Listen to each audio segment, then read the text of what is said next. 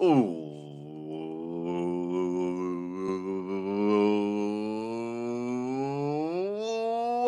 in to the DNVR Rockies podcast presented by Strava Craft Coffee. Though we'll see if I actually save this one for the podcast. You never know, but you do know the Strava Craft Coffee is rich in CBD infused. It's delicious. It's wonderful. It could change your life. You also know that I'm your host, Drew Creasman. I'm the managing editor of DNVR Rockies. And for a minute here, going to discuss a 6-0 loss to the San Diego Padres, though probably not going to go into too many details. Another game where, just from an analytics standpoint, the Colorado Rockies starter did not have it. That's bad news. That's really not good. Márquez laying another egg, really not a good situation for the Rockies. The offense not being able to push a run across, despite the fact that they were able to get some base runners. They were able to hit the ball pretty hard a couple of times with nothing to show for it.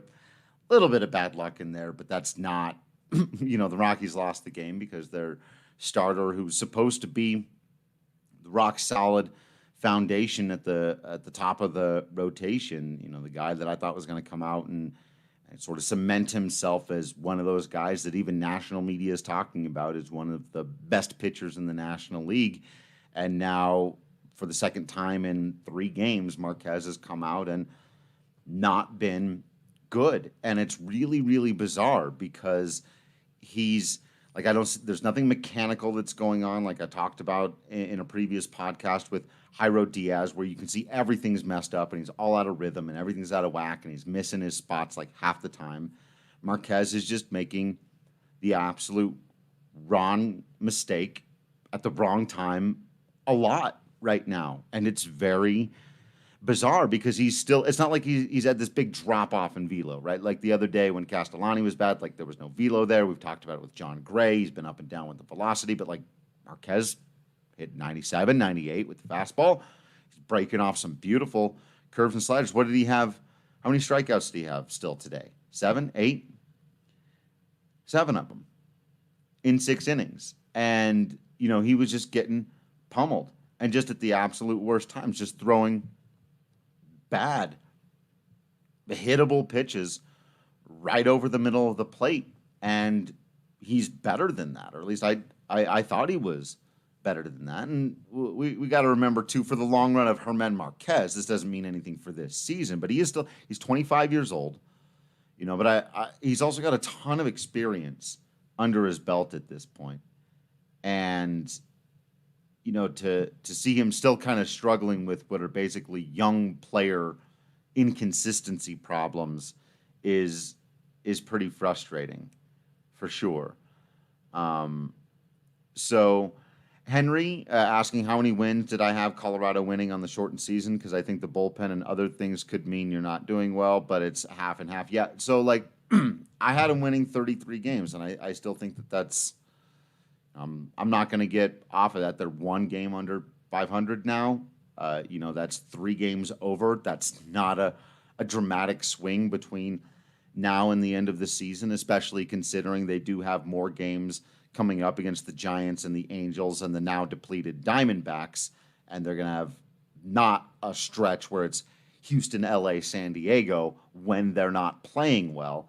And, if you're a get hot at the right time kind of person, the best time, obviously, for the Rockies to get hot would be about a week and a half from now, going through the final part of the season and then getting a good matchup going into the playoffs. So that being said, yeah, I mean the team's got to stick around 500, right? You can't lose that, and I think that they'll be fine now, especially like I said, as the schedule gets easier here. But as far as the ability to get themselves together, like Márquez can't be doing this, and I need to go back and look at the film for these last 3 outings a little bit more carefully and see if I can pick out something mechanically that's causing him to have these mistake pitches, because there's just way more of them than there have been at any point in his career. It's been unusual to see him just losing the ball right over the middle of the plate. And I don't know exactly what's causing it. I'm sure he doesn't know exactly what's causing it either, or he would have done something to fix it by now. But it's definitely a brutal one when you feel like you're in a spot to split this series against this hot team who everybody's excited about.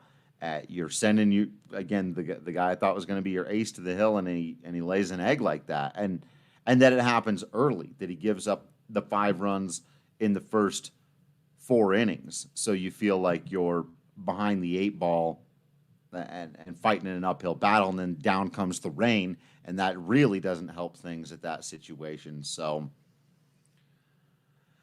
all that said, 1 game, 1 series, and this is it really is interesting because this isn't that far off from who I thought the Rockies were. Like I said, to Henry's question earlier, I thought they'd finish about 3 games over 500. They're 1 under, and the schedule gets a little bit easier. But I did not have Márquez and Nolan, struggling like this so far in the season. And Nolan had another hard hit ball today, and his numbers are steadily coming up. And I think we'll see a better Nolan Arenado from here on out at the plate. And Charlie's going to get out of this funk that he's in a little bit. I think Trevor's in the midst of a little bit of a funk as well. And, that's to Henry's point here. Entering a new month, fix the mishaps to get back into it. And a lot of it is that, like, they've been the mishaps and, inconsistent baseball. And a lot of it by guys should be better. Like, we can sit here and I see people doing it, all day on Twitter or wherever and critique the parts of the roster that could be better. But it's very difficult for me. And maybe I'm wrong here. Maybe I really am just wrong. And people seem to think this is somehow like a homer opinion or whatever. I just think that it's the opinion that your best players have to be your best players for you to be the team that you should be. And again, in my opinion, what is that? Who should the Rockies be? Who are they talented-wise? Well, they're a few games over 500 team, a 33-game winning team. Or to me, if it was a regular season, I would have had them at about 87 or 88 wins. And if that means that the Dodgers are going to win 100, and now these new Padres are a team that wins 95, but you're still a wild card team and you get hot at the end of the season and you go and try to do it the way the Nationals have done it, I just think that that's always going to be the Rockies' formula. And so I don't beat my head against the wall thinking that the Rockies should do what the Padres or the Dodgers are doing, because to me it just doesn't make sense. They're always going to be this team. And so let's take a look at the landscape and see how they get there and if they can pull it off. See what kind of impact guys like Kevin Pillar and Michael Givens are going to have.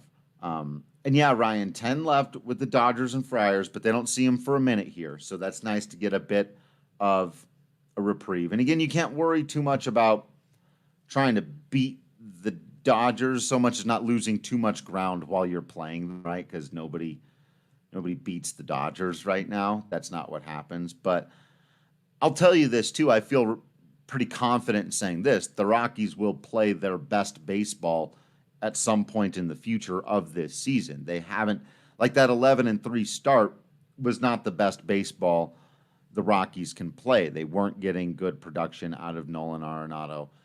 They weren't getting anything out of the bottom of their lineup, and the bullpen was shaky throughout all of it except for maybe that first week. They've upgraded the bullpen with Givens. I think they've also figured out who's going to be a bit more of a steady hand and who needs to be like a Tyler Kinley, who you can get away with and who can be great sometimes, but you've got to be ready to pull him out of there if it's not his day, versus Daniel Bard, you feel much better about now than you had no idea at the beginning.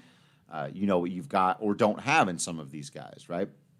So it's all about taking stock of those things and playing it moving forward. But the Rockies are going to get on a hot stretch when Nolan Arenado gets on a hot stretch. And when that happens, the big thing is to make sure that then your starting pitching doesn't take a step back. And that's why I spent all that time talking about Germán Márquez, despite the fact the Rockies scored 0 runs tonight. And I know everyone's mad at the offense and they're just upset at the offense. But look, man, I've said it many times for the last 3 years.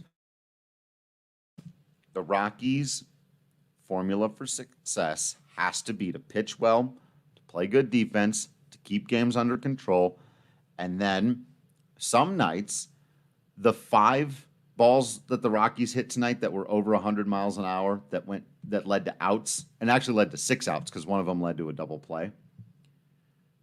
That's not going to happen all the time.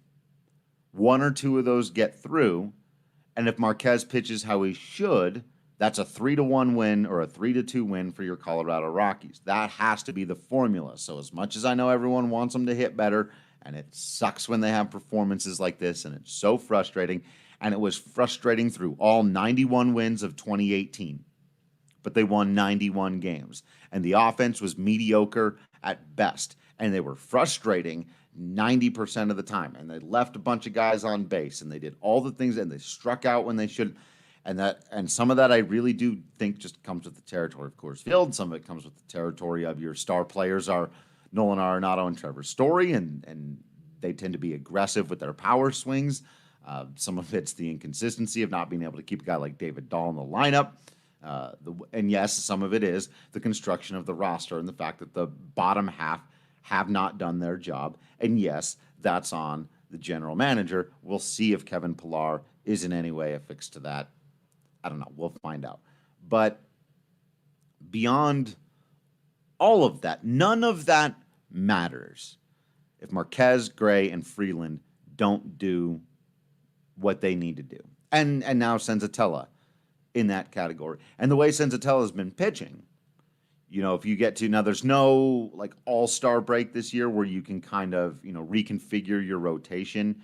And there are so few off days. I don't know how the Rockies, if they would even be able to sort of mess with it so that if they did have a big important game coming up and Senzatella is the one guy in the rotation who's just been phenomenal throughout this whole short season and really hasn't had a bad outing to make it be him that goes, but he could be that guy that you want on the mound and say a winner to get into the postseason game, which you hope the Rockies aren't in that situation. More like maybe the first or the rubber match of a 3-game set. If you're sending out Senzatella right now, you feel pretty good about that. But Márquez has got to get it together. Gray has got to get it together. But I think Gray's last outing was fantastic, so he's got to keep it there. Freeland's got to get back on track. And they do that, yeah, it's a 33-win team or an 87-win team. And that's just who they are. And I know that because I'm so often putting what the Colorado Rockies do in a context that people see as more positive or optimistic or whatever, I'm seen as the apologist or the defender or the person that somehow seems to get wrapped up into me saying that, like, I think the Rockies were going to win the division or that they were going to win the World Series or that they're the team to beat or something. It's like, I've only ever predicted them to be an above-average baseball team, and they've mostly been that. And so, it obviously doesn't feel like they're above average when they go out and lose games like this, and it's 6-0 to this team that just added all these things. The guys are fun, and it doesn't feel competitive, and then their wins often feel ugly too, when they do win, because as I've said, what is the formula? To have gotten one of those hits to land tonight and Márquez to have not done what he did. Otherwise, Hoffman stepped in, did what he needed to do. Almonte looked good. So you get, 6 or 7 innings of 2-run baseball out of Germán Márquez tonight, which is typically what he has been. That's what he gives you. And then you get this performance out of the bullpen. Then you need one of those base hits when the Rockies had guys on, one of those hard screaming line drives to find some green instead of be right at either an outfielder or an infielder, and you win the ball game. If not, then they win the ball game, but at least it was a toss-up and you weren't dominated. That's why To me, this one is about Márquez. And to me, it's going to continue to be about the starting pitching for the rest of the season, because that is the key. And not just for the Rockies, really for most teams throughout the history of baseball, but even more so, they are responsible for reducing the chaos that comes with not just playing games at Coors Field, but going to and from Coors Field. So, yeah, rough one, guys. I see y'all out there, get in some Breck brews, throw down a couple of Avalanche Amber Ales in celebration of a team that came out and had themselves a phenomenal performance tonight. Go Avs, go. I saw that further up. Really good stuff there from the Avs tonight. So, drink your Breck brew tonight in celebration of them, since I don't have a draft king of the game to give you for the Colorado Rockies tonight. Use that promo code DNVR, but I have no draft king of the game for you. Yency Almonte was fine. Raimel Tapia continues to have good at-bats, and he sees a ton of pitches, and, you, the fan, for the second time this year, you, the fan, are the draft king of the game. If you watched all of that one, if you stuck through at least it was quick. I was talking to our guy Hank, who covers the Buffs, the other day. And I was saying, one of the worst things about when the Rockies are bad and when they go through these bad stretches is that it takes them so damn long to lose. They don't just lose 10-3 or 11-3, whatever it was the other day to the Padres. They do it in 4.5 hours. And so at least tonight they got through it relatively quickly. BK, good to see you. Hopping in with one. Pilar has a reputation for being a fun guy, and Rocks seem to really need that. Think he'll help. I'm glad you brought that up, because I got so caught up in talking about his defense and whether or not I think he can hit left-handed pitching or keep his hot offensive season going earlier that I forgot all about this important thing, which Patrick and I really highlighted prior to the 2019 season. In fact, when we were all back, remember back before the 2019 season when almost everybody thought the Rockies were a high 80s, low 90s win team coming off the year before, and Murphy, whatever, he'd been a perennial batting title contender, and you thought he was going to lead the league in doubles and all this stuff. And I remember somebody asking me, if this season doesn't go well for the Rockies, if this turns into a disaster, what will be one of the biggest reasons? What will be the reason why? I said, without Cargo and Para, I have no idea who's going to bring the fun. Like, who gets you out of a funk like this when you're in a slump and guys aren't hitting who should be hitting? If a guy's got an offensive profile and he always strikes out and he's terrible and he's not hitting, and you don't get mad at Tony Wolters because he can't hit. We know Tony Wolters can't hit. It's the other guys, and you go, what's going on? And Para used to be that guy who would literally ride into the clubhouse on a scooter, blaring reggaeton, and get dudes to lighten up a little bit. And Cargo and Story, Cargo used to do that too. But Nolan and Story and Blackman, they're very serious guys who get really, into their own heads when they're not doing well. And right now, Blackman's scuffling, Nolan's scuffling. So actually, I think that could be a big thing, BK. And congrats, by the way, on the gig over at Mile High Sports. I've been enjoying reading your stuff. But yeah, I think that'll be, I think that's going to be it's hard to be that guy when you're the new guy too, I think, right? Like, come in and lighten everybody up and tell some jokes and get guys to do well. But that has been his reputation, in Toronto and San Francisco, that he can get guys to lighten up and have a good time. And you look at the Rockies tonight, they're not having a good time. They are not lightened up, and they're gripping the bat tight, and they're trying to hit a 5-run home run every time out. And Trevor today swung at a ball. It was early. I think it was the game might have still been tight, but he swung it. It was a 3-2 pitch, fastball up. It just wasn't close to being a strike, and you could tell he had it in his mind that he was going to swing if it was a fastball, and you could see how disappointed in himself he was. It was just an awful swing, and he shouldn't. He's got to be more disciplined than that. And I think that was a mental strikeout there, and has as much to do with where the team is at as where Trevor Story is. And that's part of why I think Once you get out of that, and we'll see if there's enough time left in the season for them too. The schedule is going to help. Once you start to build that confidence, I think they'll certainly be a more confident team the next time they play the Dodgers and the Padres. Whether or not that will be enough, obviously you ask the internet, they'll say no, the Rockies suck, they don't have enough talent, it doesn't matter if they're confident enough. I'd at the very least like to put that theory to the test. I'd like to see what a set against the Padres looks like when Nolan is being Nolan. I'd like to see what that looks like. And when Márquez is being Márquez. And, they also caught Freeland on his worst outing of the season. And it's not just, no, dude, they came out and they're so good that their hitters are like, no, Kyle Freeland threw his worst pitches of the season. And Germán Márquez threw bad pitches tonight. When he threw good pitches, he struck out 7 of these dudes. This one was on Márquez. That one was on Free. Let's see how guys are going the next time these two teams meet. But, and Asiel, I also had not addressed the controversy, I guess, with Kevin Pillar. I don't recall, and I'm being straight up with you. I until tonight on Twitter, I had totally forgotten that there had been any controversy with Kevin Pillar. I think there were 2 things, right? There was something he said very recently about some of the Black Lives Matter stuff, and I have no idea about. So I need to go and find, and it would be irresponsible for me to comment without reading exactly what he has said and done on that. So, and to be honest, I didn't know that was a thing until tonight because I hadn't been following the Boston Red Sox, believe it or not.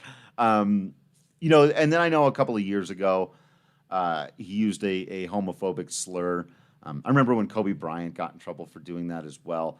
That's one of those things that's just, it's disgusting and it's inexcusable, but it is also sadly very common in professional sports, or hopefully it's become less and less common. And I do think it has, but it's been a part of the culture of sports for a very long time. Lord knows I was called that word many times in high school, and it's not pleasant. And it's inexcusable. I do think there's a lot of things in sports culture that lose their actual meaning and just become insults that you fire at somebody. I wouldn't be comfortable reaching a conclusion about somebody's like personal beliefs or whether or not they've got hate in their heart. At the same time, don't use slurs. Just don't. No reason for it. Be creative. There's all kinds of disgusting stuff you can say to a person without having to reduce yourself to insulting how they were born, the color of their skin, who they love. There's plenty of things about. Just insult a person's ugly face. Come on, let's go. I guess that's how they're born too. Just, there's so many things to. So that's always gross. But the sad thing about that too is that's one of those things that I think happens a lot, and sometimes we find out about it. I think it used to happen way more often, and we should continue to highlight and put pressure on guys to be better and to not do that stuff because it appears to be working. I think we hear fewer and fewer of these stories, and even just kind of being up close and around guys and having been in clubhouse, and they talk about clubhouse talk or locker room talk or whatever. Like, I've heard some strings of words that I'm sure some of these guys wouldn't want repeated in public, but I've never heard walking through there. And again, guys walking through, it's been a while. Now I'm reminiscing about just what it was like to be in a clubhouse because it's been a minute, but you hear stuff, stuff that guys definitely would not want publicly to be heard. But I have never heard anybody, say something racist or homophobic or even borderline or suspect offensive in that way, unless you wouldn't offensive in church maybe, but beyond that, I think you're okay. So those are the words. Keep it that way is what I would say. But anyway.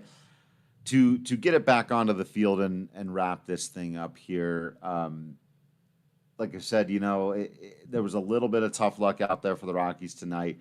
Their approach is starting to show cracks. They need to relax, and I've talked about this difficulty in baseball, particularly in hitting, about how it's one of the weirdest ironies in life, because you need to be two things at the exact same time: completely focused, totally relaxed. You need to be hyper into what you're doing, on edge, at the very edge of your existence, to be able to even process what a 98 mile an hour fastball followed by a 90 mile an hour slider can do to you. But you can't be jumpy. You can't be anxious. You can't be forward. If you fall just off the edge of that, sitting on the forward part of your seat, then you look like Trevor Story did tonight, and you're swinging at something at your eyes in a 3-2 pitch where they're giving you first base to lead off an inning, and you got speed. They're basically giving you second base to lead off an inning because he steals so regularly and so comfortably. And so it's like, those are the kinds of, and you just look up and down at this lineup, at everyone trying to prove themselves, everyone trying to show that they can be the hero, or that they can stick in the lineup, or that they can win the job. And there's definitely some responsibility on Bud Black and the front office for placing undue pressure on, guys like Brendan Rodgers, and saying, well, if you don't get a hit today, then you don't get to play again for a week. Like, that doesn't help. That said, there isn't a magic pill for it. There isn't a guy. They could have gone and gotten a Joey Gallo and put him on that. He doesn't fix everything. Nolan's got a hit. Charlie's got a hit. Ryan McMahon's got a hit. Hampson's got to play. Murphy's got to only DH against right-handed pitching and stop playing first base, please, for the love of God. But beyond that, this is the team. The bullpen's better. We'll get to see that if they're ever ahead late again. And starting pitching gets back on track, they'll be just fine. Raciel, I agree. Raciel's the only guy. Did I just call him Raciel? I'm going to put his name together with yours. Reimel's the only guy relaxed at the plate right now. He's totally in control. He's taking the hacks he wants at the pitches he wants. He's laying off of stuff. He's seeing 5-6 pitches in at bat. He's hitting the ball the other way. He's pulling it when it's inside. Like, Tapia looks like a guy who knows what he's doing up there, and everybody else in the lineup looks like a guy who's searching for it, even when they run into one and crack it.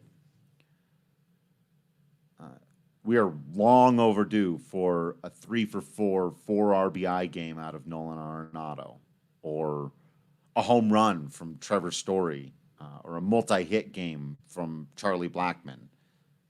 We're long overdue for all of those things. And you start getting those while you're playing these other teams aren't as good. You climb back over 500. You find a way to stay there. Get hot going into the playoffs. Rock and roll. See what happens. Stick with us here for the whole thing. We're going to, one way or another, we'll be here to find out what it is, right? So you got to make sure that you're subscribed to the DNVR.com so that you don't miss out on any of that written content. Plus, you get super cool discounts on merchandise like hats, shirts, masks. Very good to look cool and be safe wearing the mask out there. Plus, if you're a DNVR member, if you swing by the bar, you literally get a bigger beer from Breck. That's real. Swing by the DNVR bar down there on Colfax. You'll get a larger beer if you're a member of the DNVR.com. So swing by there, get that done. Make sure you're subscribed. You don't subscribe on social media. You follow. Seems like such a strange word. Just hang out with us, man. Just hang out with us on social media, at Drew Creasman, at Patrick D. Lyons, at DNVR_Rockies. Make sure to give at Michaela E. Perkins a follow. She's been doing a lot of fantastic work, and we're going to have her back on the show very soon. It also sounds like our guy Manny Randawa. We haven't locked down the exact time, but sometime this week we'll be back on the podcast to debate with me, especially now that he firmly has the upper hand with the Padres super hot and the Rockies scuffling and the Padres making all these moves and the national media fawning over them. And so I will do my best to uphold my end of the argument. That's still not the way the Colorado Rockies should proceed. Even if it works for the San Diego Padres and they're a dynasty for the next 5 or 6 years, I still don't think that Colorado Rockies should be a wheeling and dealing baseball team, considering their environment. And we can dive deeper and deeper into that conversation as we continue to move throughout this season and into the offseason and forever and ever in perpetuity. So thanks for hanging out and continuing to be absolutely awesome out there. You know I will continue to be absolutely Drew Creasman in here. And until next time, I will see you at the ballpark.